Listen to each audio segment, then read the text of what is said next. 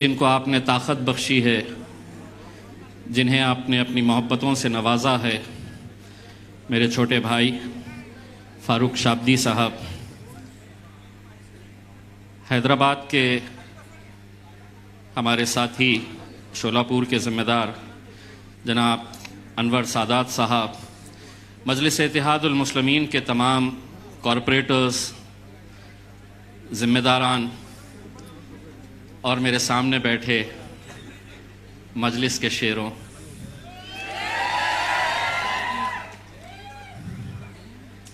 नफ़रतों की सियासत को चिकनाचूर करने हम आए हैं, तोड़ने इन हुक्मरानों का गुरूर हम आए हैं। ऐ खुदा हमारे सफ़र को कामयाबी अता कर, मोहब्बत का पैगाम लिए हम शोलापुर आए हैं।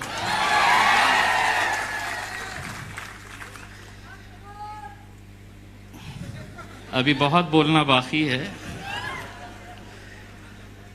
ये किस ज्ञानी ने कहा है, सबसे पहले तो मैं यहाँ मौजूद पत्रकारों से पूछना चाहता हूँ कि शोलापुर में ऐसा कौन सा ज्ञानी है जो ये कहता है कि कोरोना है,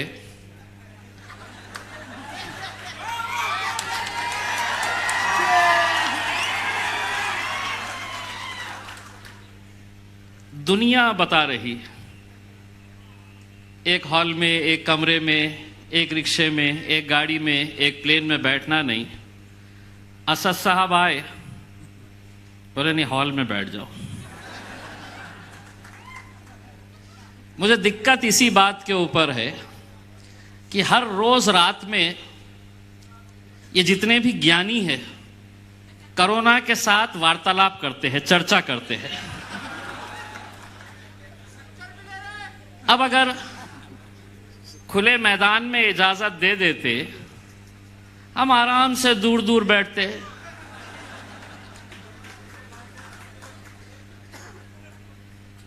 फारूक भाई, इजाजत किसने दिया? मैं उसको फूल पहनाना चाहता हूं।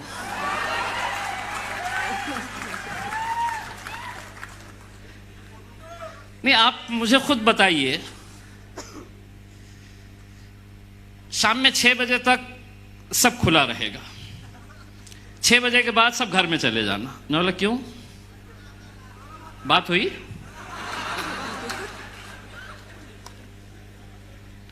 संडे के दिन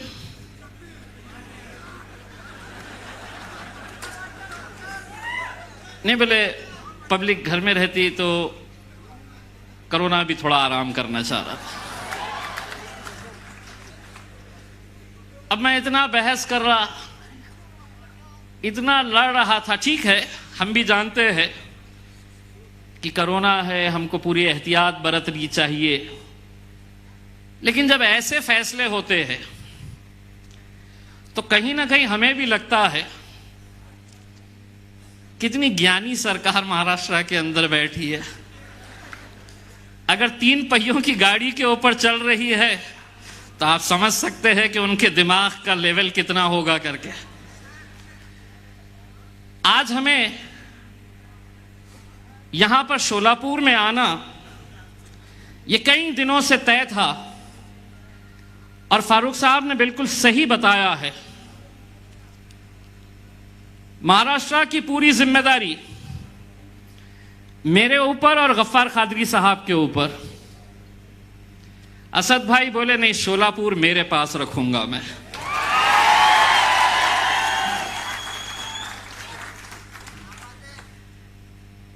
ये आप लोगों की खुशनसीबी है मेरे भाइयों कि आज अल्हम्दुलिल्लाह, मुझे ये नहीं पता है,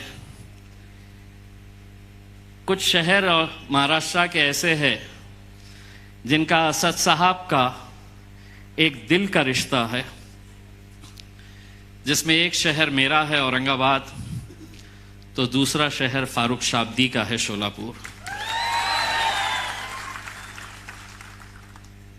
चुनाव तो फारूक मेरे पास भी होने वाले हैं, आपके पास भी होने वाले हैं। अब आवाम तय करेगी कि असद साहब को मोहब्बत कौन ज्यादा करता है, शोलापुर करती है या औरंगाबाद करता है।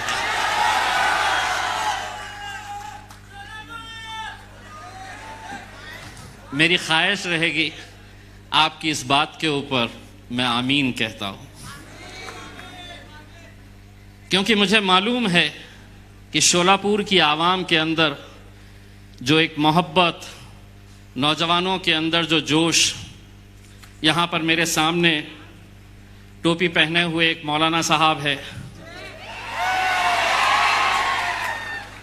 फारूक शाब्दी का जब तकरीर चल रही थी, उनका अगर बस चलता तो पत्रकारों के सरों के ऊपर से कूद के यहां आ जाते। यही जोश इंशाअल्लाह शोलापुर महानगर पालिका के अंदर मजलिस का झंडा लहराएगा।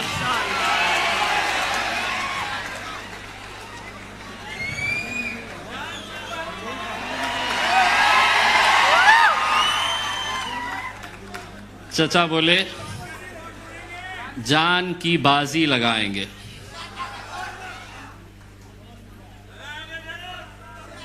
चचा आप जानवान की बाजी मत लगाइएगा, उसमें इलेक्शन का दिन आया, बस धपा धप मारिएगा, जहां पतंग नजर आए वहां पर उड़ाइएगा। बहुत तकलीफ होने वाली है।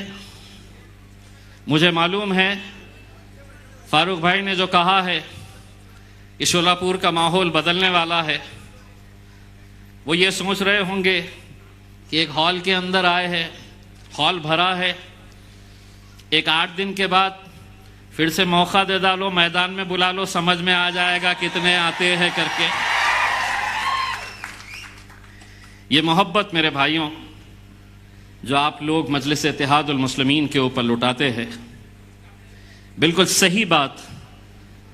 फारूक शाब्दी ने आपको जो कहा कि मैं जिंदगी भर आप लोगों का एहसान चुका नहीं सकता हूं, मैं खुद आया था और उस वक्त मैंने नौजवानों के अंदर, मैंने हमारी माँओं और बहनों में, बुजुर्गों के अंदर जो जोश, जो जज्बा देखा था, मुझे आज भी याद है। बहुत तेज बारिश हो रही थी किसी एक इलाके के अंदर, वहां पर सभा हो रही थी बादशाह पेट में। तो इतनी जोरदार बारिश हो रही थी, मैंने सोचा कि इस बारिश के अंदर कौन रहेगा, ये सभा हमारी कैंसल हो जाएगी। लेकिन जब उस इलाके के अंदर मैं गया, उतनी तेज बारिश के बीच में नौजवानों और बुजुर्गों से ज्यादा बारिश में भीगती हुई हमारी माएं और बहनें खड़ी हुई थी। यकीनन हम भी आप लोगों का तहे दिल से शुक्रिया अदा करते हैं।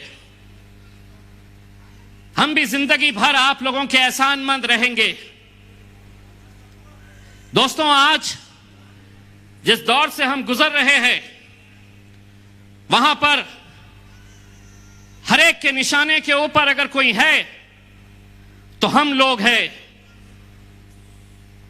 चाहे वो सियासी मैदान के ऊपर हो या कोई अलग अलग मुद्दों के ऊपर हो, हर एक के निशाने के ऊपर हम।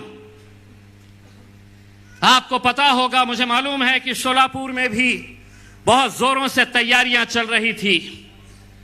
27 नवंबर को हमने एक नारा दिया था, चलो मुंबई। मुझे मालूम था इतनी आसानी से तो हमें आने नहीं देंगे, इतनी आसानी से हमको इजाजत नहीं देंगे, ये हम अच्छी तरह से जानते हैं। हम मुंबई जा रहे तो क्यों जा रहे थे? क्या हम सिर्फ वहां पर एक ताकत दिखाने के लिए जा रहे थे, या हम कुछ मुद्दों को लेकर आपके बीच में आ रहे थे? हमें मालूम था कि फूलों से हमारा इस्तकबाल तो किया नहीं जाने वाला, इजाजत तो हमें दी नहीं जाने वाली। ये हम अच्छी तरह से जानते थे। किन मंत्रियों के, किन राजनीतिक पार्टी के दबाव के अंदर मुंबई की पुलिस कुछ दिनों के बाद हमें एक पत्र देती है और कहती है कि 27 नवंबर को हम मुंबई में आपके चलो मुंबई के नारे को इजाजत नहीं देते। क्यों? कोरोना है बोले। सारा कोरोना ये हमारे पीछे क्यों लगा हुआ रहता है? आप ये देखिए, पिछले हफ्ते शिवसेना, जिसकी सरकार, जिसका मुख्यमंत्री है, औरंगाबाद में एक भव्य मोर्चा निकालते हैं। 2 मंत्री आते हैं, उसमें एक मेंबर ऑफ पार्लियामेंट मुंबई से आता है। एक मोर्चा निकालते हैं, पुलिस की परमिशन नहीं रहती है उसको, उसके बावजूद निकालते हैं। क्यों निकालते हैं ये एक अलग बात है। बताओ क्यों निकालते हैं? बोले महंगाई बहुत हो गई है, वो कम करने के लिए हम मोर्चा निकाल रहे हैं। जो सत्ता में बैठे हैं, जिसका मुख्यमंत्री है, जिसकी हुकूमत महाराष्ट्र के अंदर है, वो कहते हैं कि हम महंगाई हो गई है तो उसके विरोध में हम मोर्चा निकाल रहे हैं। पुलिस की इजाजत नहीं रहती है तो मोर्चा निकालते हैं, सिर्फ इस बुनियाद के ऊपर कि तुम्हारी सत्ता है तो हमें इजाजत की जरूरत नहीं। 2 दिन बाद नागपुर के अंदर भारतीय जनता पार्टी बिना किसी इजाजत के नागपुर में मोर्चा निकालती है, आंदोलन करती है, कोई पुलिस की परमिशन नहीं रहती है। राष्ट्रवादी कांग्रेस के अजीत पवार साहब 3-3 सभाएं लेते हैं, बड़ी बड़ी सभाएं लेते हैं, तब कोरोना कहां रहता है? क्यों नहीं रहता है वहां पर? लेकिन हम अगर हमारे हक के लिए हम मुंबई आना चाह रहे हैं, आपको हम पत्र देते हैं कि हमको इजाजत दो, तो आप कहते हैं कि नहीं, कोरोना है इसलिए आपको इजाजत नहीं दी जा सकती है। 27 नवंबर का हमारा चलो मुंबई का नारा जो हमने दिया था, पुलिस डिपार्टमेंट की इज्जत को रखते हुए हम उसे आगे बढ़ाए। लेकिन हमने कहा कि अब चलो मुंबई नहीं, अब नारा यह है मुंबई तो हम आएंगे,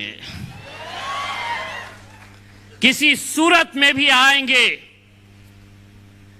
अभी आज पूरे महाराष्ट्र की आवाम को बैरिस्टर असदुद्दीन अवैसी साहब की इजाजत से मैं ये ऐलान करता हूं कि अब मुंबई का नारा चलो मुंबई अब 11 दिसंबर को इंशाअल्लाह हम सब मिलकर चलेंगे। हम गाड़ियों में जाएंगे, गाड़ी पे कोई हरा झंडा नहीं, कोई नीला पीला झंडा नहीं, कोई भगवा झंडा नहीं। यौम आजादी के 75 साल हम मना रहे हैं। यौम आजादी का अमृत महोत्सव मनाया जा रहा है। महाराष्ट्र के जिस कोने से गाड़ी निकलेगी, हर गाड़ी के ऊपर हमारा तिरंगा रहेगा। उस तिरंगे को लहराते हुए हम मुंबई जाएंगे। पुलिस को हमने फिर से पत्र दिया है, दे दो, कोरोना से हम बात कर लेंगे कि 11 को थोड़ा आराम करो। और ये भी सुन लो, 2 तो आएंगे, ना 2 उन्होंने ये कहा अपने पत्र में कि अमरावती में, नांदेड़ में, मालेगांव के अंदर जो घटनाएं हुई है उसे देखते हुए हम आपको इजाजत नहीं दे सकते हैं। मजलिस इत्तेहादुल मुस्लिमीन महाराष्ट्र की पुलिस को यह बताना चाहती है, हम किसी भी तरह के तशद्दुद को, हिंसा को हम समर्थन नहीं करते हैं। लेकिन इस मुल्क के अंदर डॉक्टर बाबा साहब अंबेडकर के संविधान ने यह इख्तियार दिया है मुझे, जो इख्तियार उद्धव ठाकरे साहब को दिया गया है, अजीत पवार साहब को दिया गया है, वही इख्तियार इम्तियाज जलील को भी दिया गया है, असदुद्दीन अवैसी साहब को भी दिया गया है। कानून दो अलग अलग कैसे हो सकते हैं कि तुम्हारे लिए अलग कानून, मेरे लिए अलग कानून? यह कतई हम बर्दाश्त नहीं करेंगे। हम आ रहे हैं मुंबई, तो क्यों आ रहे हैं? 5% रिजर्वेशन 2014 में बॉम्बे हाई कोर्ट ने जब अलग अलग रिजर्वेशनों की बातें अदालत के सामने गई, मामला अदालत ने पूरा संजीदगी के साथ बारीकी से देखा, समझा, तब उसके बाद यह फैसला किया कि 5% रिजर्वेशन मुसलमानों को एजुकेशन के अंदर मिलना चाहिए। उस वक्त 2014 से 2019 के बीच हुकूमत में बैठे थे भारतीय जनता पार्टी और शिवसेना, ऑपोजिशन के अंदर थी कांग्रेस और राष्ट्रवादी कांग्रेस, समाजवादी पार्टी। मैं खुद वारिस पठान के साथ आमदार था, वहां पर इनके मंत्री खड़े रहते, कांग्रेस के, एनसीपी के, समाजवादी पार्टी के नेता खड़े रहते और देवेंद्र फडणवीस को कहते कि मुसलमानों को 2 रिजर्वेशन, तुम्हारी हुकूमत है तो मुसलमानों के साथ नाइंसाफी कर रहे हैं, मिलना चाहिए रिजर्वेशन। लोकसभा के अंदर राष्ट्रवादी कांग्रेस की member of parliament Supriya Sule हो या दूसरे मेंबर ऑफ पार्लियामेंट कांग्रेस के हो या एनसीपी के, अगर खड़े रहते हैं रिजर्वेशन के बारे में बात करने के लिए, तो महज मराठाओं के रिजर्वेशन के बारे में बात करते हैं। हम नहीं है मुखालिफ उनके, दीजिए आप जिसे देना है, धनगरों को दीजिए, मराठाओं को दीजिए। लेकिन मुसलमानों को तो अदालत ने कहा है, जब वो वहां पर भाषण कर रहे, सुनील तटकरे साहब एक एमपी है राष्ट्रवादी कांग्रेस के, उन्होंने तकरीर किए, आधे घंटे की तकरीर के अंदर मुसलमानों के रिजर्वेशन का जिक्र ही नहीं। भाषण जब खत्म हुआ तो वो जाने लगे। मैंने कहा कि भाई 1-2 मिनट रुकिए ना, तो बोले क्यों, मेरा हो गया। मैं बोला तुम्हारा हो गया, अब तुम्हारी धुलाई मैं करने वाला हूं, उसके लिए 2 मिनट बैठिए।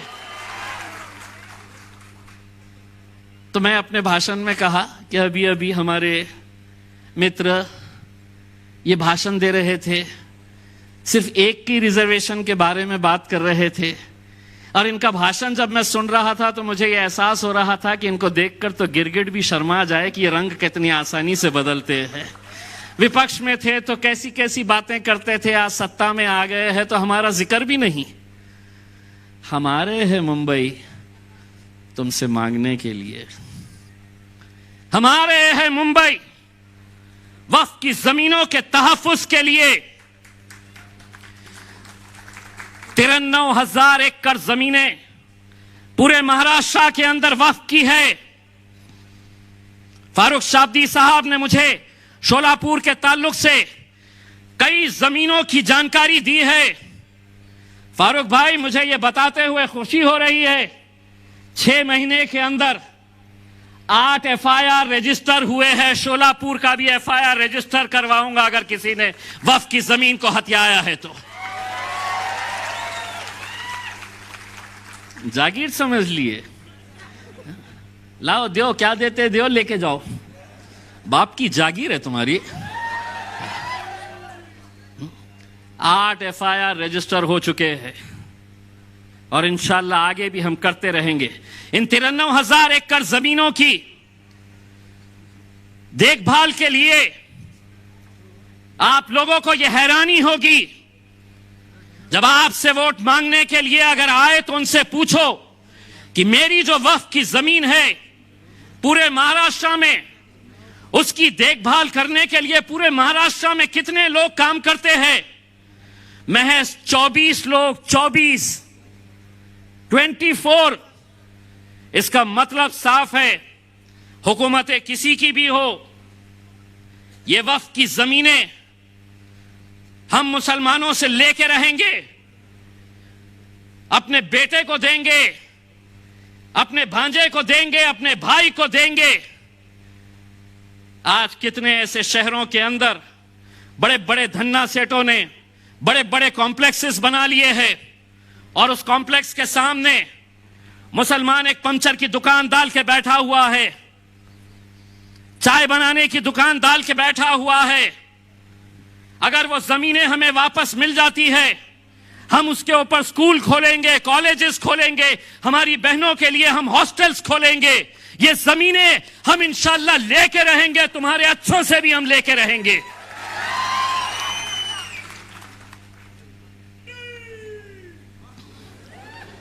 आपसे ये कहा जाएगा कि क्यों जा रहे हो? दोस्तों, मैं एक बात कहना चाहता हूं। मैंने ये कहा था कि मेरे सामने बैठे शेरों, तो एक साहब सही समझ लिए शेर है करके आवाजें शेरों के जैसी निकाल रहे हैं। तो मैंने ये बात कही है कि हम लोग 11 दिसंबर को इंशाल्लाह गाड़ियों के काफिलों के साथ हम मुंबई में जाएंगे और वहां पर पूरा अमन तरीके से, शांतिपूर्ण तरीके से हम जाकर हमारे जो सवाल है वो सवाल हम उठाएंगे। हम पूछेंगे जो सरकार में बैठे हैं कि आप हमारे वक्फ की जमीनों के ताल्लुक से क्या फैसला करने वाले हैं, आप हमारे 5% रिजर्वेशन के बारे में क्या करने वाले हैं। और एक बात मैं यहां पर तमाम मोहिब्बान मजलिस को कहना चाहता हूं, यह हमारा कोई सियासी मुद्दा नहीं है। हम मुंबई जा रहे तो इसलिए नहीं कि पूरे मजलिस वाले जा रहे। हम आपसे यह अपील करेंगे कि मुसलमान चाहे कांग्रेस का हो, चाहे राष्ट्रवादी कांग्रेस का हो, चाहे सेना के अंदर हो या समाजवादी पार्टी के अंदर हो, आप लोग जाओ और उसको भी दावत दो और उसको ये कहो कि इलेक्शन के वक्त तुझे जिसका मफलर डालना है गले में डाल, जिसका झंडा पकड़ना है पकड़, लेकिन हम मुंबई अगर जाएंगे तो मजलिसी या कांग्रेसी या राष्ट्रवादी बोलकर नहीं जाएंगे। हम वहां पर इकट्ठा होंगे तो मुसलमान बोलकर इकट्ठा होंगे और मुसलमान बोलकर जाएंगे। दोस्तों, ये चीज जब तक हम नहीं करेंगे, आज अगर किसानों का बिल वापस लिया गया है,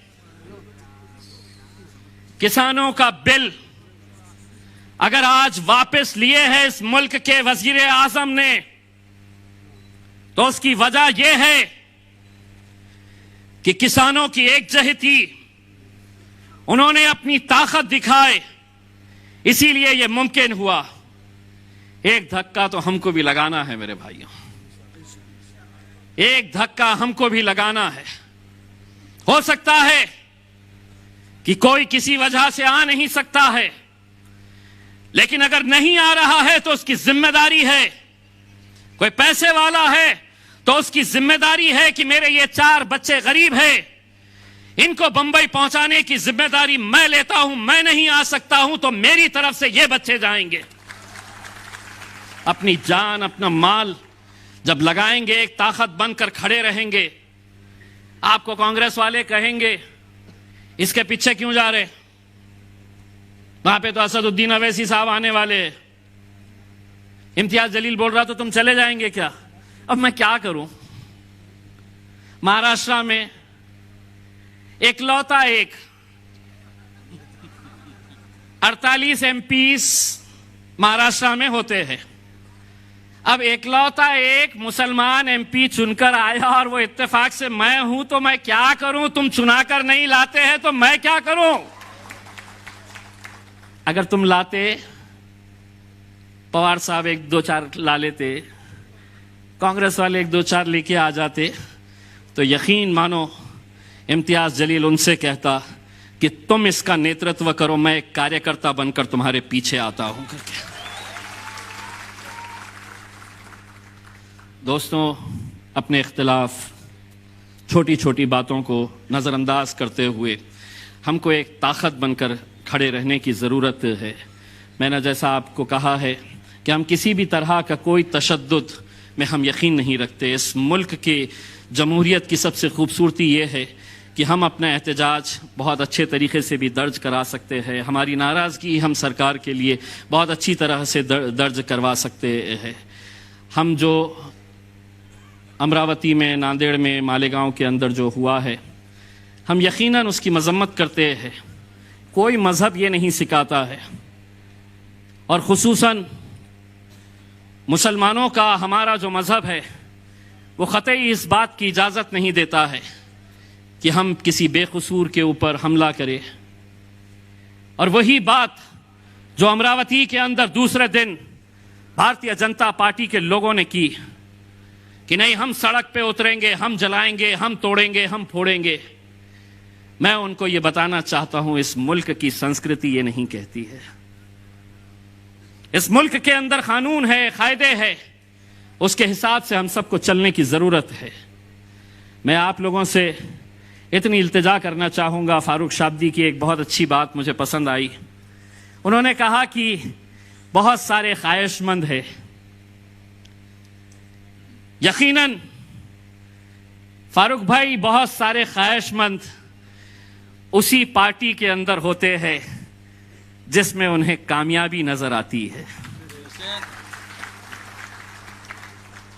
और जब वो देख रहे हैं कि शोलापुर के अंदर पतंग कैसी लहरा रही है, कैसी उड़ रही है, तो यकीनन बहुत सारे लोगों की ख्वाहिशें रहेगी। लेकिन हम अगर मजलिस से मोहब्बत करते हैं तो हम ओहदों से मोहब्बत नहीं करना चाहिए, हम अपने पोस्ट से मोहब्बत नहीं करना चाहिए। आज बैरिस्टर असदुद्दीन अवैसी साहब यहां पर सामने बैठे हैं, मेरे हमारे सबके कायद है। अगर उन्होंने मुझे अभी कहा कि अब महाराष्ट्र का सदर इम्तियाज जलील नहीं रहेगा, ये लड़का जो टोपी पहनकर बैठा है ये रहेगा सदर, तो इम्तियाज जलील लब्बैक कहेगा उसके ऊपर।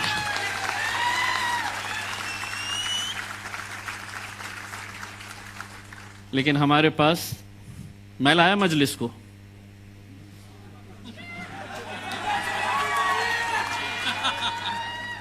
मेरी वजह से चलती, मैं देखता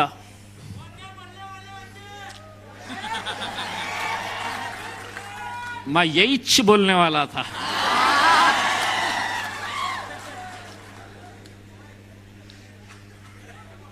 औरंगाबाद से टिकट ले ले बेटा, तू औरंगाबाद से आ जा।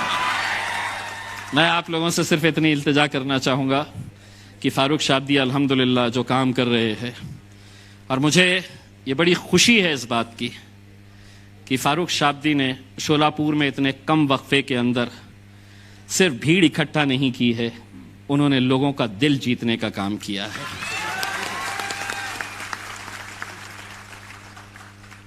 जाते जाते सिर्फ इतना कहूँगा, सुना है कांग्रेस वालों ने शोलापुर में भी जश्न मनाया कि किसानों का बिल वापस ले लिया है। 28 दिन से सुना है कांग्रेस भवन के सामने बहुत सारे किसान आंदोलन के ऊपर बैठे हैं। वहां की बड़ी फिक्र, तुम्हारे भवन के सामने बैठे हैं। 28 दिन हो गए, 28 दिन से बैठे हैं, तो वहां का नहीं। फारूक भाई, उन किसानों से कहना कि तुम्हारी आवाज अगर कोई नहीं उठा रहा है तो इंशाअल्लाह पार्लियामेंट के अंदर असदुद्दीन अवैसी साहब और इम्तियाज जलील साहब उठाएंगे।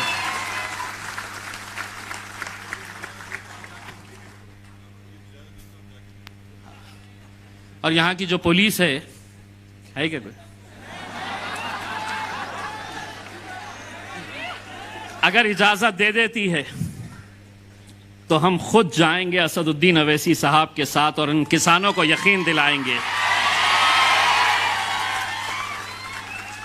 अब इतना बोल दिया हमने, आपको ऐसा लग रहा है सिर्फ इतने ही लोग सुन रहे, कांग्रेस भवन में हर एक के हाथ में मोबाइल है, सुन रहे कि हमारी कैसी बजाने के लिए आए हैं। राष्ट्रवादी वालों की पूरी होगी, अरे बाप, मेरे बाप का भी नाम लिया।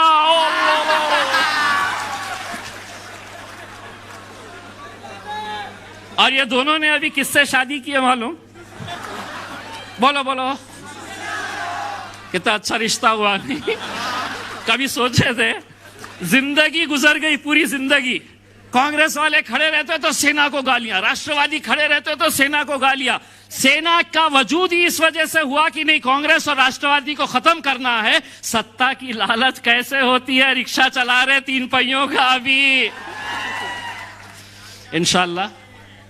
इंशाल्लाह आपको असद साहब को भी सुनना है, और बहुत जल्द हम यहाँ के ज्ञानी अधिकारियों को ये कहेंगे कि आप कोई हॉल में नहीं, बाहर इजाज़त दो, फिर बड़ी बड़ी बातें करेंगे, अच्छी अच्छी बातें करेंगे उसके अंदर। आप लोग यहाँ पर आए, बहुत बहुत शुक्रिया। व आखिर दावाना अल्हम्दुलिल्लाह। बहुत बहुत शुक्रिया जनाब इम्तियाज जलील साहब। इसके बाद हमारे मजलिस इत्तेहादुल मुस्लिमीन के पूरी टीम के जानिब से, जो शहर शोलापुर के, खासकर मैं पीछे पीछे हटने के लिए बोल रहा हूँ, सभी हजरात माइक के करीब ना जाए, माइक के करीब ना जाए, पीछे जाए।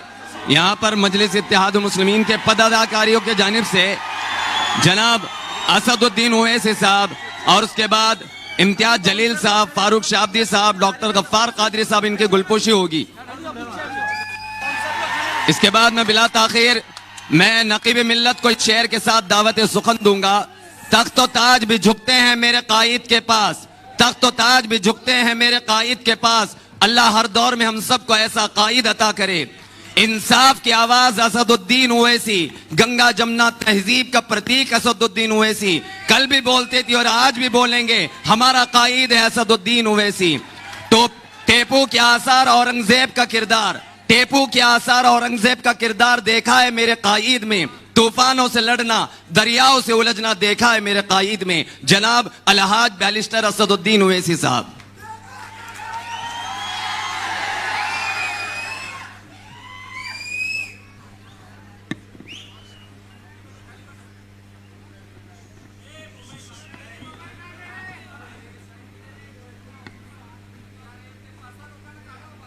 औज़ु बिल्लाहि मिनश शैतानिर रजीम, बिस्मिल्लाहिर रहमानिर रहीम।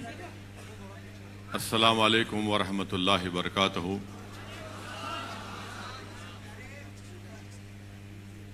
मेरी इज़्ज़तदार माँ और बहनों, मुअज़्ज़िज़ हाज़रीन कराम, बुज़ुर्गान मिल्लत, मेरे गयूर नौजवान साथियों, महाराष्ट्र के सदर और वर्किंग प्रेसिडेंट जनाब इम्तियाज जलील साहब और डॉक्टर गफ्फार कादरी साहब, ज़िले शोलापुर के मजलिस इत्तेहादुल मुस्लिमीन के सदर मोहतरम जनाब फारूक शाब्दी साहब, शोलापुर के तमाम मजलिस इत्तेहादुल मुस्लिमीन के अरकान, जिम्मेदारान, मैं आप तमाम का शुक्रिया अदा करता हूं कि आपने अपना कीमती वक्त निकाल कर आज के इस इजलास में शिरकत की। और जैसा कि जनाब फारूक साहब ने बताया कि ज़िले इंतज़ामिया की तरफ से मजलिस इत्तेहादुल मुस्लिमीन को इजाज़त दी गई, सिर्फ इस हॉल में हमको अपनी मीटिंग करने का परमिशन, इजाज़त दी गई। मैं आपसे वादा कर रहा हूं कि इंशाअल्लाह ताला आइंदा जब जलसा होगा मजलिस इत्तेहादुल मुस्लिमीन का, तो जैसा हम हमेशा खुले मैदान में या स्टेडियम में करते, उसी तरह एक जलसा होगा इंशाअल्लाह ताला। अब इंतज़ामिया और पुलिस की तरफ से जो परमिशन दिया गया, मैं पहले से वक्त दे चुका था फारूक साहब को कि मैं शोलापुर आ जाऊंगा। तो अल्हम्दुलिल्लाह अल्लाह सुब्हाना व तआला ने मौका दिया कि मैं यहाँ पर आ सका।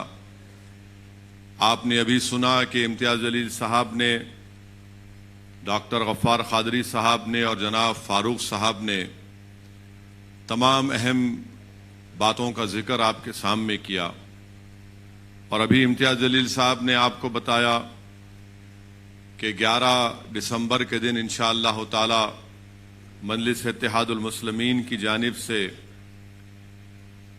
महाराष्ट्र के मुसलमानों को रिजर्वेशन के लिए और महाराष्ट्र में वक्फ जायदादों की हिफाजत के लिए मजलिस इत्तेहादुल मुस्लिमीन ने यह प्रोग्राम बनाया कि हम चलो मुंबई का एक ऐलान किए जो 27 नवंबर को होना था, मगर हुकूमत की तरफ से हमको इजाज़तनामा नहीं दिया गया और हमारी दरख्वास्त को ये कहकर मुस्तरद कर दिया गया कि कोविड है, फलां है। मगर हमने ये तय किया कि इंशाअल्लाह ताला अब 11 दिसंबर को ये चलो मुंबई का प्रोग्राम होगा, जिसका मकसद एक ही है कि महाराष्ट्र में जो मुसलमानों में जो 50 बिरादरियां हैं उनको रिजर्वेशन मिले और महाराष्ट्र में जो वक्फ की जायदादें हैं उसका तहफ़्फ़ुज़ हो सके, उसका सही इस्तेमाल हो सके। ये दो अहम पॉइंट्स पर ये एहतजाजी प्रोग्राम और ये चलो मुंबई का ऐलान किया गया। मेरे अजीज दोस्तों और बुजुर्गों, मैं आपको बताना जरूरी समझता हूं कि जब असेंबली के इंतखाबात हो रहे थे तो उस वक्त भी मुझे यहाँ आने का मौका मिला और जनाब फारूक साहब की इंतखाबी मुहिम में मैं यहाँ पर आया था। आपको याद होगा कि पूरी इंतखाबी मुहिम के दौरान में कांग्रेस और राष्ट्रवादी कांग्रेस की जबान पर, उनके कायदीन की जबान पर एक ही जुमला था कि मजलिस को वोट मत दो, मजलिस को वोट देंगे तो भारतीय जनता पार्टी और शिवसेना की कामयाबी होगी। ये आपने सुना था या नहीं सुना था? और हर महाराष्ट्र में पूरा एक मंसूबाबंद तरीके से ये दोनों कांग्रेस और राष्ट्रवादी कांग्रेस, ये औले जौलों की जोड़ी पूरे महाराष्ट्र में सब जगह यही जाते थे।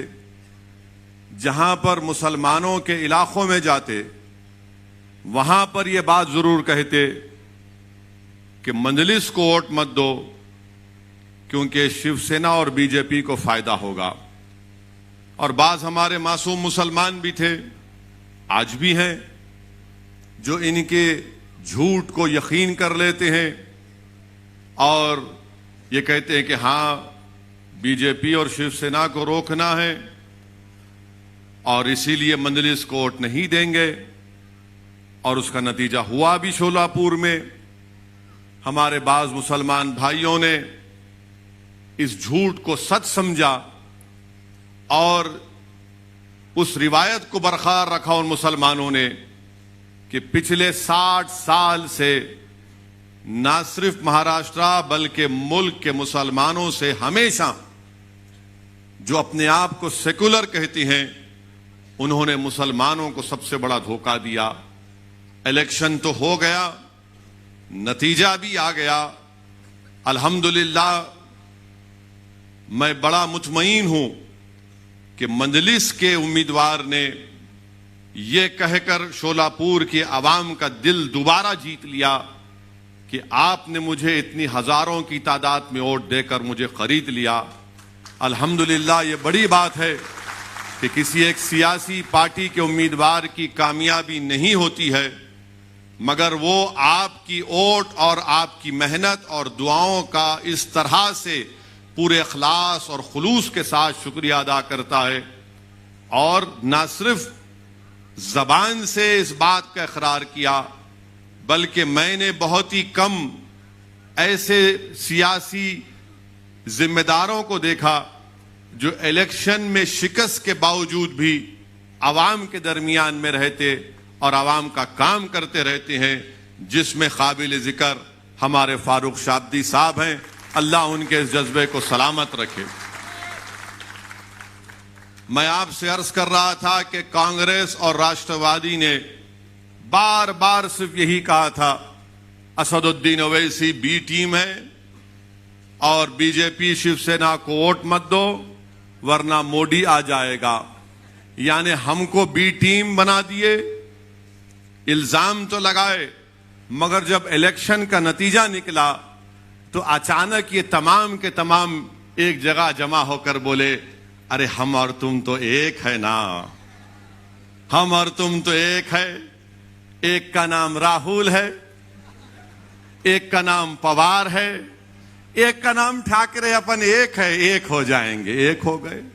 और मैं तुमसे पुकार पुकार कर कह रहा था कि देखो तुम्हारा और मेरा रिश्ता वो रिश्ता है जिसको रब्बे कायनात ने कलमे की बुनियाद पर जोड़ा, एक हो जाओ, एक हो जाओ, एक हो जाओ। मगर तुमने मेरे पैगाम को नहीं समझा, अगियारों ने एक होकर तुम्हारे मुंह पर एक तमाचा मारा। वो एक हो गए। क्यों एक हुए? इख्तिदार हासिल करना था, ताकत हासिल करना था।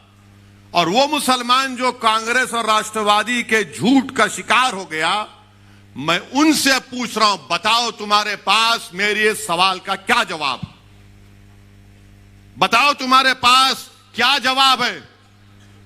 क्या तुम जवाब दे पाओगे? क्या तुम अपने ज़मीर को जवाब दे पाओगे? क्या तुम अपने आप से मुतमईन हो कि जिसका तुमने साथ दिया वो शिवसेना को महाराष्ट्र के इख्तिदार की कुर्सी पर लाकर बिठा दिया? क्या शिवसेना सेकुलर पार्टी नहीं है?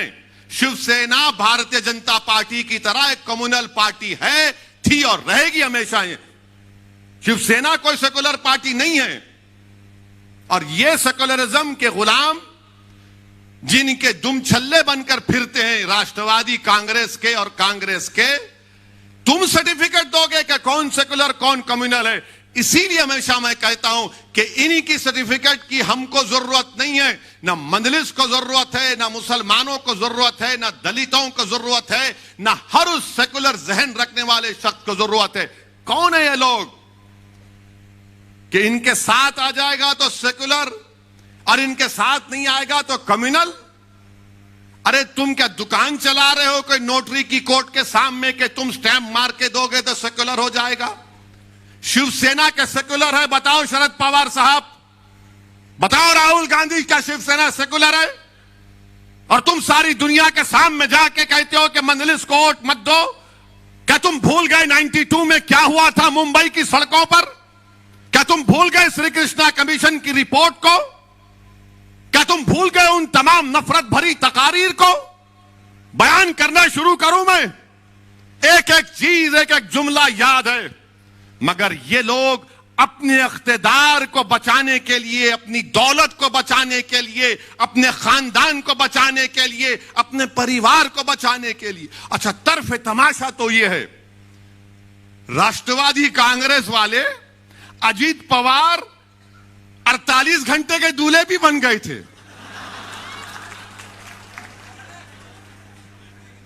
48 घंटे का कोई दूल्हा बनता है? अजीत पवार और फडणवीस मिलकर शादी कर लिए। अब इसमें दुल्हन कौन थी नहीं मालूम, पवार साहब बताएंगे।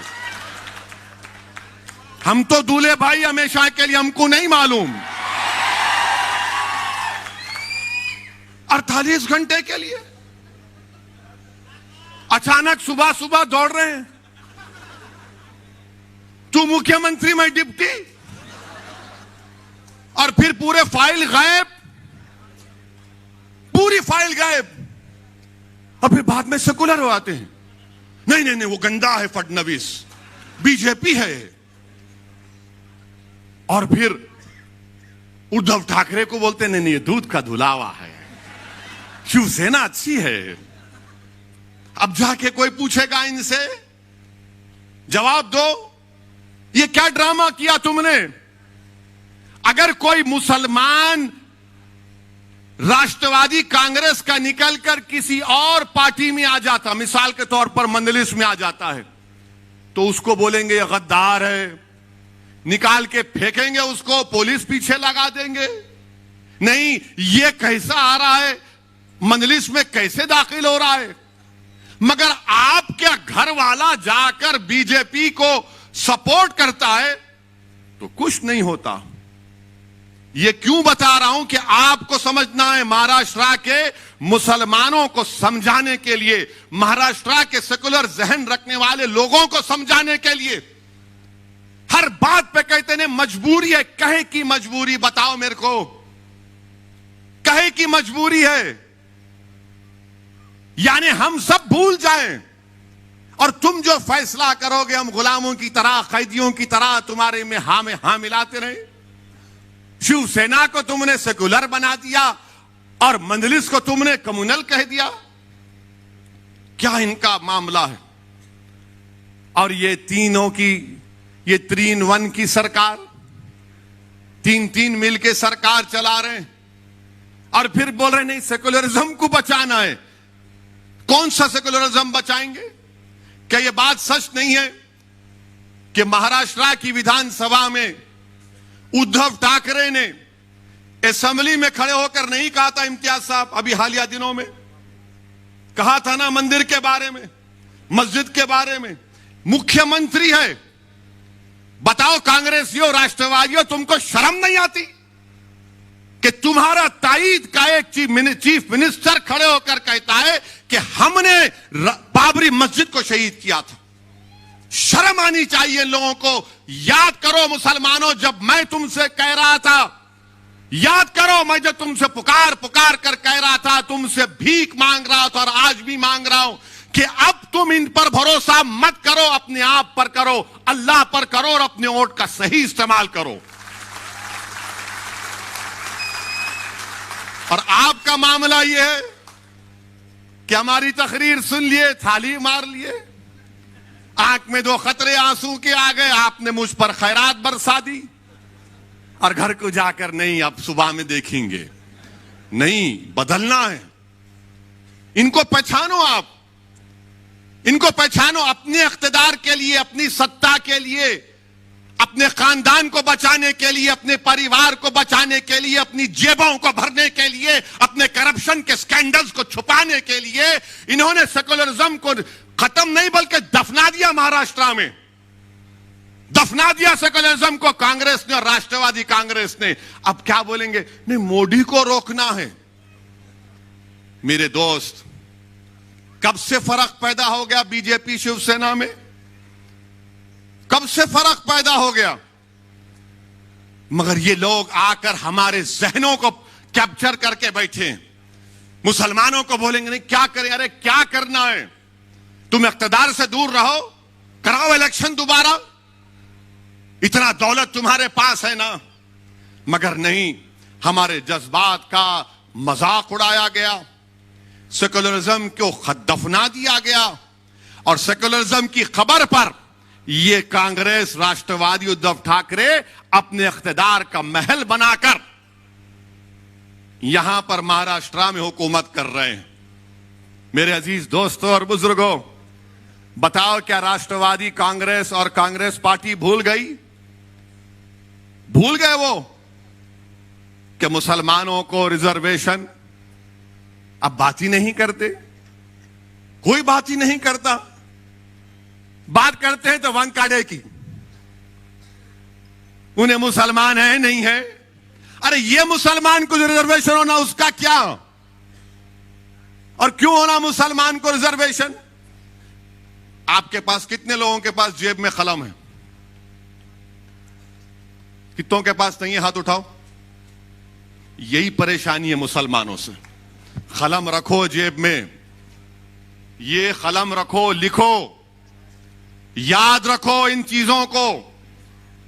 अब आप किसी को फोन करें, मेरे को फोन करते, इनका नंबर दो इम्तियाज जेल का, मैं लिखो बोलते, ए कलम ला, अरे कहां रखा कलम? जेब में कलम रखो, ये कलम तुमको जिंदा रखेगा। तलवार जिंदा नहीं रखेगी, कलम जिंदा रखेगा। हम क्यों रिजर्वेशन की बात कर रहे हैं? मैं उद्धव ठाकरे के लिए अब तकरीर करूंगा, यहां से शिवसेना के लिए करूंगा। अब आपको बताना पड़ेगा मेरे इन सवालों का जवाब। क्या बॉम्बे हाई कोर्ट ने अपने इंटरिम ऑर्डर में नहीं कहा कि महाराष्ट्र में वो मुसलमानों में जो 50 या 55 बिरादरियां उनको रिजर्वेशन दिया जा सकता, क्योंकि वो समाजी तौर पर, तालीमी तौर पर, सोशली और एजुकेशनली बैकवर्ड है? क्या कहा था? नहीं कहा था? कहा था, और कहा कि तालीम में दो। उन्होंने कहा कि नौकरियों में भी दे सकते हैं, मगर नौकरियों का जो रिजर्वेशन है उसका कोटा बढ़ गया, मगर तालीम में दो। आपने क्यों नहीं दिया? क्या कांग्रेस पार्टी जबान बंद करके बैठी है? राष्ट्रवादी कांग्रेस मुंह बंद के बैठी है? ये तुम्हारी मोहब्बत है मुसलमानों से?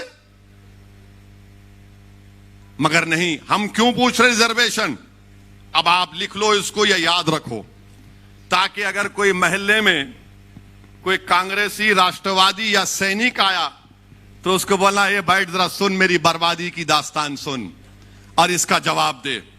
मेरे भाई, महाराष्ट्र में 11% मुसलमानों की आबादी। हमारे जर्नलिस्ट हजरात भी साथ है, हमारे से बड़ी मोहब्बत है उनको। हमसे भी मोहब्बत थी, मालूम था, मगर हमारी गाड़ी से भी मोहब्बत हो गई। मुबारक हो, दूल्हे की गाड़ी जब आती है तो नाचते हैं लोग। महाराष्ट्र में कितने मुसलमान के पास ग्रेजुएट हैं? खाली 4% मुसलमान ग्रेजुएट हैं महाराष्ट्र में। कितने हमारे हिंदू भाई हैं? 8.9%। माने ओवरऑल महाराष्ट्र में 8.7 ग्रेजुएट हैं, जिसमें से मुसलमान खाली 4.9 और हमारे हिंदू भाई 8.9। क्या ये आर्टिकल 15 और 16 को सेटिस्फाई नहीं करता कि हम इतने हमारे कम ग्रेजुएट हैं? और फिर इसके बाद आप देख लो, ड्रॉप आउट रेट कितना है मुसलमानों का?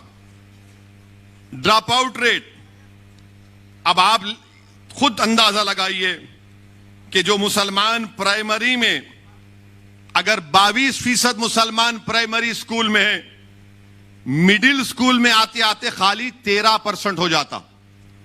कितने? प्राइमरी में 22, तो मिडिल में आते आते 13 हो जाता, और वो मैट्रिक में आते आते खाली 12% हो जाता, और हायर सेकेंडरी इंटरमीडिएट में आते आते वो 7.1% हो जाता, और उसके बाद ग्रेजुएट खाली 4 होते।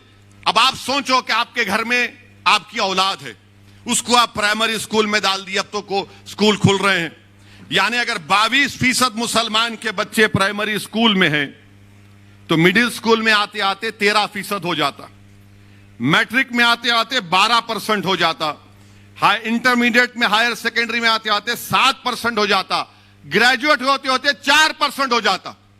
यह सबसे कम है, सबसे कम है। ये नहीं देंगे मेरे को रिजर्वेशन? मेरे बच्चे नहीं पढ़ेंगे? क्या उनके मुस्तकबिल में नहीं है कि काबिल बने, पढ़े लिखे बने, डॉक्टर बने, इंजीनियर बने, MBA करे, MCA करे, गवर्नमेंट की नौकरी मिले? मगर नहीं, सेकुलरिज्म को तुमको जिंदा रखना है। तुम सेकुलरिज्म के गुलाम और कैदी बने हुए हो मुसलमानों। क्या मेरे मुकद्दर में यह लिखा है कि मैं सेकुलरिज्म के ट्रेन के स्टेशन पर हमेशा कूली बनकर इन जालिमों का बोझ उठाऊं? क्या तुम अपनी औलाद के मुस्तकबिल का बोझ नहीं उठाओगे? क्या तुम अपने बच्चों के लिए स्कूल नहीं मांगोगे? क्या तुम अपनी बच्चियों के लिए ग्रेजुएशन नहीं मांगोगे? तुम कब तक इन लोगों की गुलामी करोगे? और ये झूठ पे झूठ, झूठ पे झूठ, पीठ पे इतने खंजर मारे गए मुसलमानों के कि पीठ पे कोई जगह बाकी नहीं है जहां पे तुम्हारा जख्म ना हो। इतना धोखा दिया गया, इससे खून खौलता है जब यह पढ़ता हूं मैं। तो मेरी जबान को अगर कोई कहता है कि ओवैसी की जबान कड़वी है, तो यह क्या है? फिर मैं घर में जाकर सो जाऊं कि मेरी कौम के बच्चों को स्कूल नहीं है? 22% से स्कूल में दाखिला और ग्रेजुएशन तक सिर्फ 4%। गरीबी मेरा मुकद्दर बना दोगे?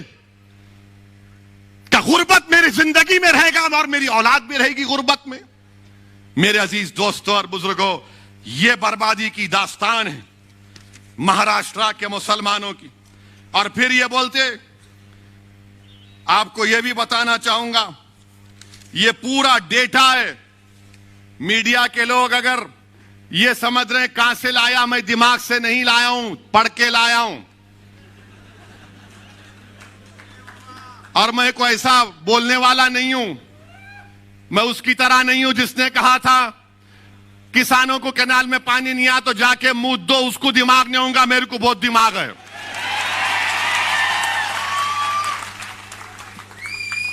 अब आप सुनो,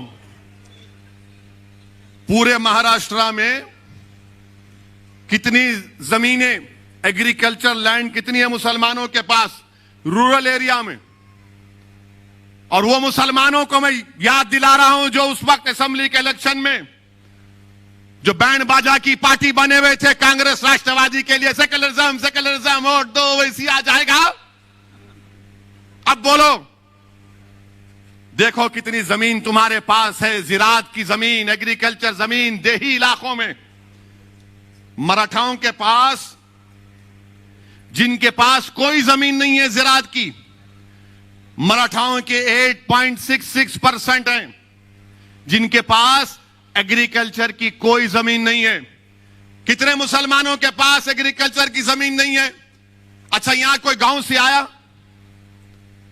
कोई गांव में जमीन है तुम्हारी? हाय तो हाथ उठाओ, डरो मत, नहीं डरो। कितने, 1 2 जो गांव में जमीन है, जिरात की जमीन, कितने खाली 4 हाथ उठे, वहां 5 6। अब आप, ये सही है ना? फिर 83% महाराष्ट्र के मुसलमानों के पास रूरल एरिया में, देही इलाकों में कोई ज़राअत की जमीन नहीं है, कोई ज़राअत की जमीन नहीं है।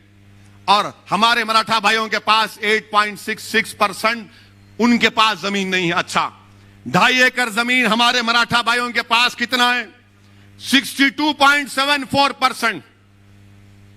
और मुसलमानों के पास 10%। मुबारक हो, सेकुलरिज्म जिंदा है अभी, मुबारक हो तुमको।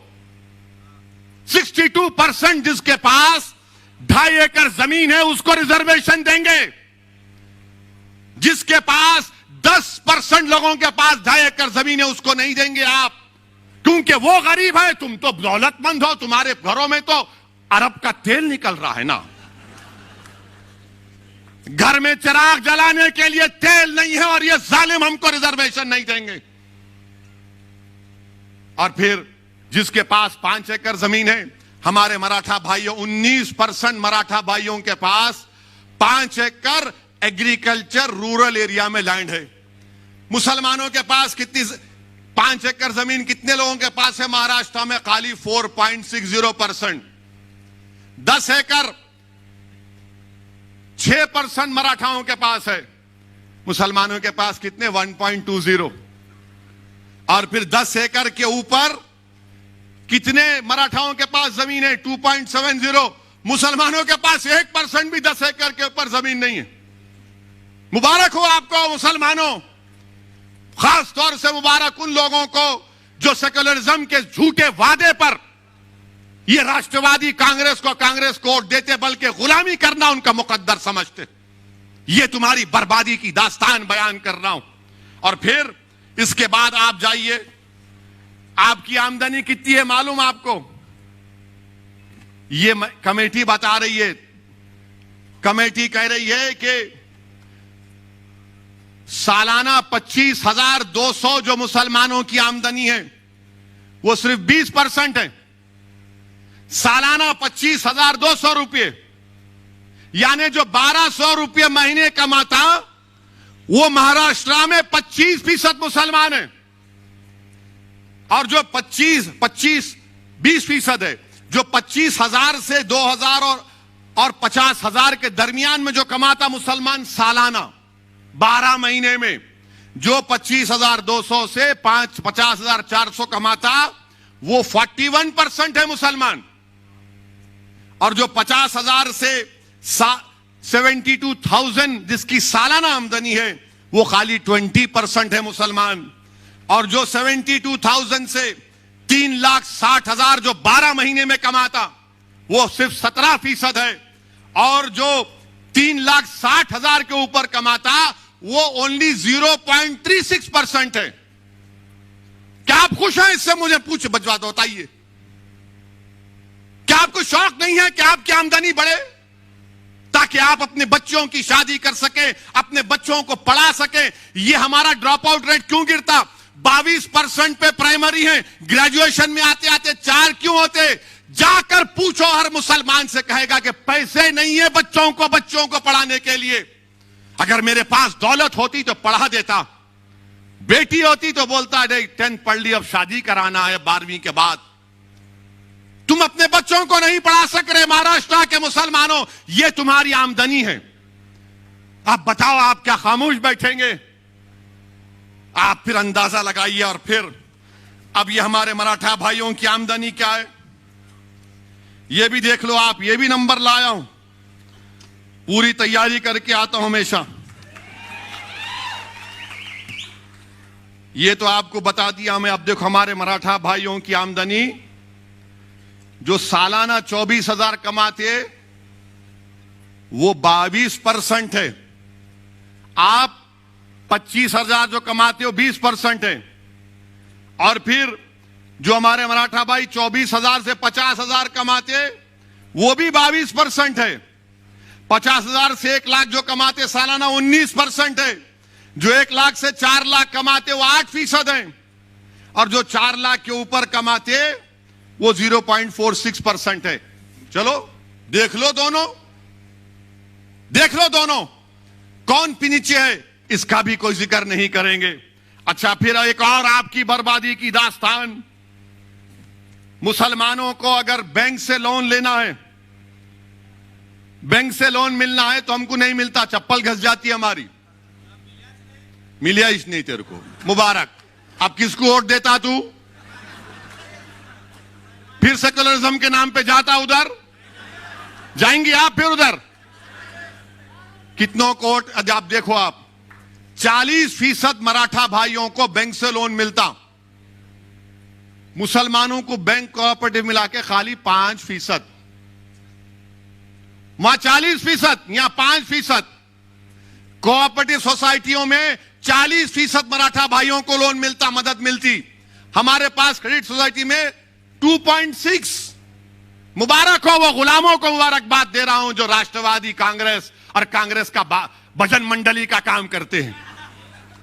प्राइवेट मनी लेंडर्स, यानी ये जो प्राइवेट मनी देते, खून चूसते, वो 14% मराठा भाइयों को लोन देते और मुसलमानों को 4%। अच्छा, दोस्त अहबाब जो मराठा भाइयों को मदद करते हो 2% और मुसलमानों में 17%।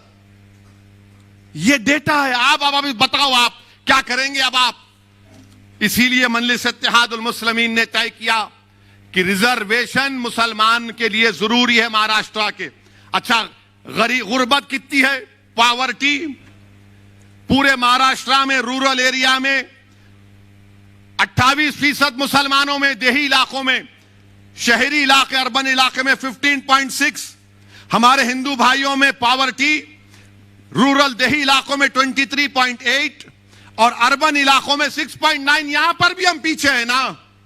नहीं दोगे रिजर्वेशन, किसको देगो फिर? ये हमारा, ये रिकॉर्ड आपके सामने इसलिए रख रहा हूं। अब आप सुन लो और एक बर्बादी की दास्तान। मुसलमान जो कच्चे घरों में रहता है वो 67% है महाराष्ट्र में। 67% मुसलमान कच्चे घरों में रहता है। तुम्हारे घर नहीं है और तुम सेकुलरिज्म की बात करते हो। मुझे उस बात का गुस्सा आता है। मुझे इन गैरों से, इन दुश्मनों से शिकवा नहीं है, मुझे अपने भाइयों से शिकवा है। मुझे वोट मत दो, मगर ये जुल्म को तो खत्म करो, ये नाइंसाफी को तो खत्म करो। मेरा हक तो मुझे दो, मुझे इज्जत की जिंदगी दो और मौत में भी इज्जत दो। मेरे नौजवानों का मुस्तकबिल दो, मेरे बच्चों को स्कूल दो, मुझे एक मुकाम दो। मैं आसमान से तारे तोड़ने के लाने की बात नहीं कर रहा हूं। यह सब क्या है फिर? किन घरों में रहूंगा? और आपके पास पक्का घर कितने मुसलमानों के पास? 31%। 31%। और उस घर का भी देख लो मामला क्या है। जो घर बोल रहे थे मुसलमानों के पास 31% घर है। अब आपसे एक सवाल करूंगा और हमारे मीडिया वाले इसका जवाब सुन लेंगे। क्या मुसलमानों के एक घर में 3-4 लोग नहीं सोते? कम से कम 3 लोग तो सोते हैं कमरे में, इस्तेमाल करते। जोर से बोलो, इनको मालूम होना ना, नहीं तो इन्हों हमारे पीछे रहते। अब आप ये बताओ, आपको जानकर तकलीफ होगी कि हमारे मराठा भाइयों के पास 3 रूम के कमरे 20% लोगों के पास है। 2 रूम का घर 48% लोगों के पास है। 4 रूम का घर 8% लोगों के पास है। 5 से ज्यादा कमरे का घर 3% लोगों के पास है। मेरे पास क्या है? मेरे पास सेकुलरिज्म है, मेरे पास धोखा है। मेरे दादा को धोखा दिए, उनके बाप को दिए, मेरे बाबा को धोखा दिया, अब तुमको धोखा दे रहे हो। नौजवानों, कल मुस्तकबिल तुम्हारा होगा। तुमको अपना हक हासिल करना पड़ेगा। तुम्हारे वालिद ने तकालीफ उठाई, तुम्हारे दादा ने तकालीफ उठाई। हमने जिन्ना के पैगाम को ठुकराया। हमने भारत को अपना वतन माना और मानते रहेंगे। हमने संविधान को माना मगर जमहूरियत को माना। यह कौन सी जमहूरियत है कि आप मुझे गरीब रख रहे हैं? मेरे अजीज दोस्तों और बुजुर्गों, ये आपके सामने इसलिए कह रहा हूं। अच्छा, कितने मुसलमान स्लम में रहते हैं? महाराष्ट्र की रिपोर्ट कह रही है 54% लोग स्लम इलाकों में रहते। और आपको मालूम, हमारे मराठा भाइयों के पास 76% मराठा भाइयों के पास टॉयलेट है। मुसलमानों के पास खाली 35%। ये डेटा है। मेरे को मालूम है कि कल के बाद हमारे मीडिया वाले, बल्कि आज शाम से शुरू कर देंगे कि शोलापुर में ओवैसी ने भड़काऊ भाषण दिया। अरे थू है तुम्हारी बातों पर, कोई परवाह नहीं है।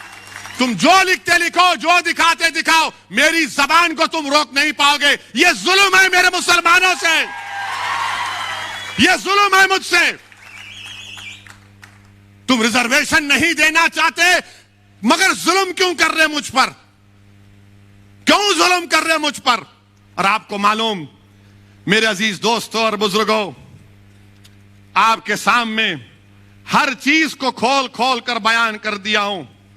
अब आप देखो, क्या एक मुसलमान आईएएस ऑफिसर है महाराष्ट्र में? वो एक है, उन्हें बोल रहा मैं नहीं हूं, मैं हिंदू हूं बोल रहा हूं उन्हें। अल्लाह को मालूम उन्हें क्या है। I don't know. इधर भी है उधर भी है, उन्हें बिन पेंदे का लोटा है, उन्हें भी ऐसा है। और ये जो राष्ट्रवादी और कांग्रेस के बोलते अरे अरे नहीं मियां, उन्होंने आके बोल के चले जाते, उनका क्या है? अरे मैं आके बोल के नहीं जाता हूं, मैं ये तमाम हकीकत बयान कर रहा हूं। और अगर तुमको समझ में नहीं आया तो बुला लो, बैठ के बात करेंगे। अच्छा, एक मुसलमान आईएएस ऑफिसर नहीं है महाराष्ट्र में।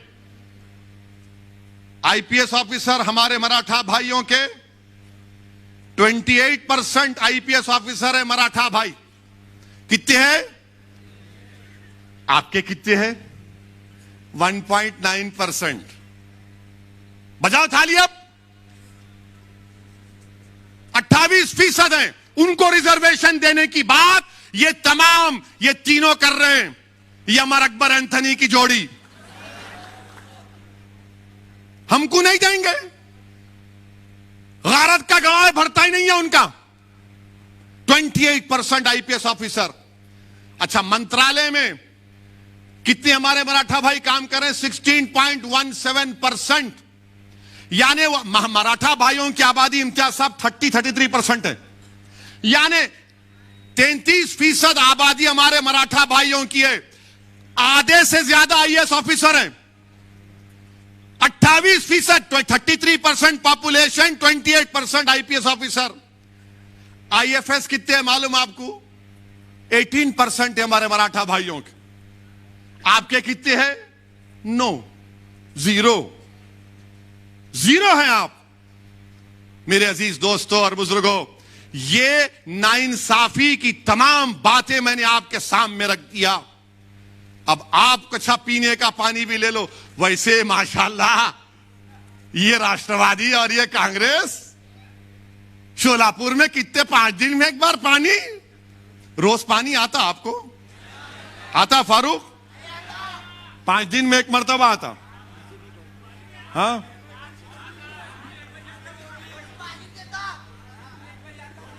रात में 1 बजे आता। और आता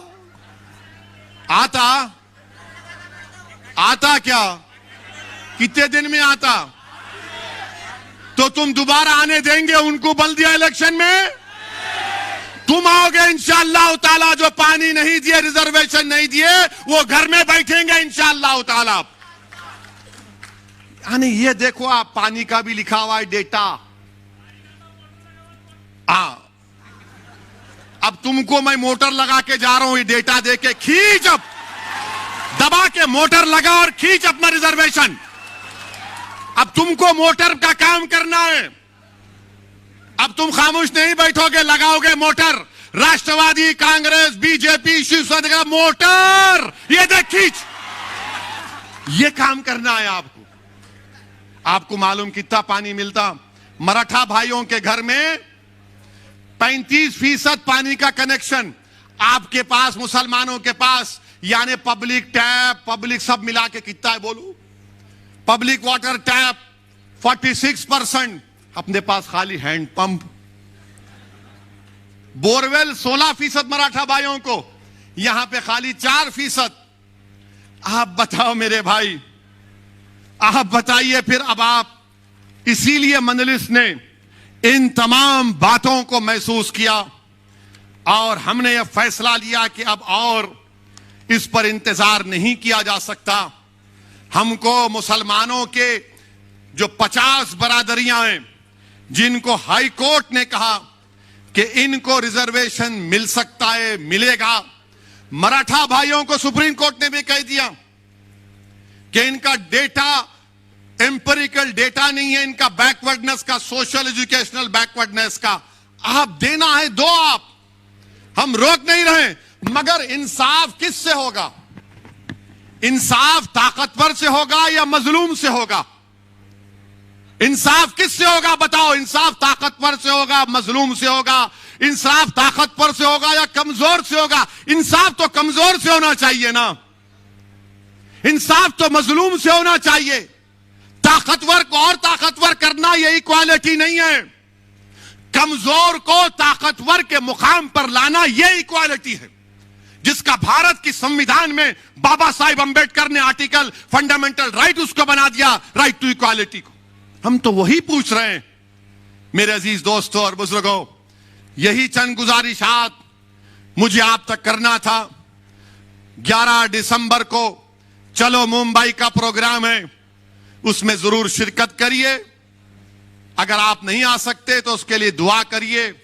और मैं ये महाराष्ट्र की सरकार से कह रहा हूं, ये अमरावती में जो तबाही और बर्बादी हुई, ठीक नहीं हुआ। क्या कर रहे थे हुकूमत आपकी? कैसा किसी दुकानों को जलाया गया? किसने किया ये? चाहे किसी मजहब के मानने वाले की दुकान हो। क्या सरकार चला रहे हैं तुम लोग? लॉ एंड ऑर्डर मेंटेन करना नहीं आता? तुमको नहीं मालूम था कि गड़बड़ होगी? किसने जुलूस निकाला वहां अमरावती में? दुकानों को तशद्दुद के जरिए बर्बाद कर दिया गया।